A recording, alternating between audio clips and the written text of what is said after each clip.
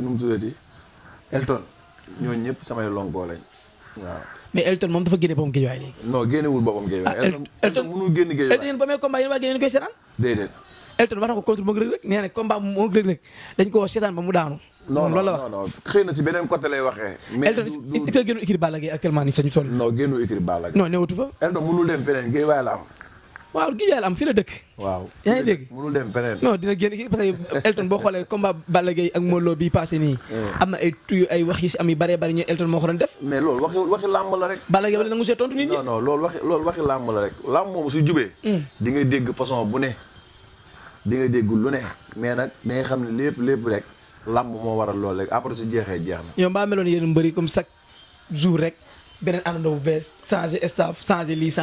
parce que yéen si mbëri bëri yoo xam ne jamono jii ñu doon topp seen ginnaaw toppatuñu seen ginnaaw ñeneen la ñuy gisaat. man moom su dëgg rek day dëgg. caméra yeeg micro démb. ñoom laay àndal ba tey. changé wu ma ci kenn xanaa kuy dolliku ndax mbir buy avancé moom. day avancé si côté yëpp. comme tey benn Alioune Seye daanu. am ku ñëw sa ginnaaw ne moytul ma diw moo tax nga daanu xam nga loolu dafa bëri seen bëri. waaw loolu mooy li ma la wax ne. wala tey nga ñëw entraînement sax. sa yére boo ko gisu sax. waaw nga commencé sib seen équipe bi. non loolu c'est normal. làmb àdduna sax moo doxee noonu. te li nga gis koo xam ne newu ci domaine nu làmb de ne ci beneen domaine nga gis benn suqlumaan ñëw genre yu nit yooyu fu ne lañ am. dëgg la. mooy ci menuisier baag ci tailleur baag ci côté yëpp. day ñëw ne la moytul diw ak nangam juste pour jaxase la. waaw mais loolu lu si ëpp sax du am. dañuy wax noonu rek am na si ñoo xam ne dañuy ñëw wax pour place am na ñoo xam ne dañuy ñëw wax pour jaxase. xam nga dafa bëri ay kii daal. waaw. c'est da ngay dégg yéen si yéen mbër yéen dañuy ñëw di mbër da ngay gis mbër mu doon dem di dem ba ci biir am ay gàllankoor ay torof yu bari am na mbër yu dul fay sëriñ. non loolu gàllankoor mooy li ma lay wax. waaw mooy loolu am na loo xamante ni. loolu ngay wax noonu mën na cee nekk am na si yoo xam ne dañuy am problème ak sëriñ. waaw am na si ñoo xamante ni yàlla suñu borom moom mooy doxale noonu ay mbiram. man toog na ak benn mbër mu ne ma combat bi daf ma ñàkk ko sëriñ diw mu wax na damay ñàkk combat parce que dama ko yoraloon temps xaalis. loolu day am mooy li ma la wax léegi loolu day am na si ñoo xamante ni dañuy yoreel sëriñ. wala ñu tooñ koo xamante ni waruñu ko tooñ. moom ñoom mën nañ ko tooñ sax fàtte ko. kooku topp action.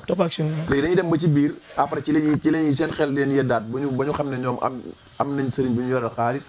wala am nañ ko ñu joteel. yow mbaa mosoo yoreel kenn xaalis. non man dama yoreel kenn xaalis su ma bëree su ma daanee damay fay. boo daanu su ma daanu damay fay. man moom yàlla man noonu laa mel. noo dëkk ak sa waa koñ fii képp ku ma séqanteel rek bugguma du ma la romb suba di sëgg. dëgg la man noonu laa mel. noo dëkk ak waa koñ bi. waa koñ moom jàmm laa dëkkan ñoom. ndax boo xoolee su ma ayee simb sax. ngay xam ne aye naa simb waxatuma la am combat. waaw. koñ bi ñëpp. jàmm laa daal gars yi ñu ngi dañ lay jàppale bu baax. non fii moom sama koñ la moom wax dëgg yàlla. dëgg la fii gars yi maire paa xale góor jigéen ñëpp. samay lonkoo la. dëgg la waaw moo génnoon fii doo xam ñan laa bokkoon ndey ak baay. waaw.